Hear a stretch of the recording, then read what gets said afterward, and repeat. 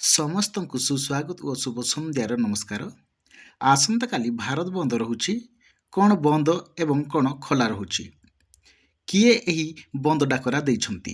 ସେ ବିଷୟରେ ଜାଣିବା ନିମନ୍ତେ ଭିଡ଼ିଓଟିକୁ ଶେଷ ପର୍ଯ୍ୟନ୍ତ ଦେଖନ୍ତୁ ଓ ନୂଆ ଦେଖୁଥିଲେ ଲାଇକ୍, ସେୟାର ଏବଂ ସବସ୍କ୍ରାଇବ୍ କରିଦିଅନ୍ତୁ।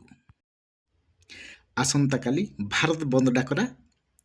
କେନ୍ଦ୍ରୀୟ ଆଇନ ଶ୍ରମ ନିୟମକୁ ବିରୋଧ କରି କେନ୍ଦ୍ର ସରକାରଙ୍କ ବିରୋଧରେ ଦେଶବ୍ୟାପୀ ହରତାଳ ଓ ଧର୍ମଘଟ କରିବେ ବିଭିନ୍ନ ଶ୍ରମିକ ସଂଗଠନ।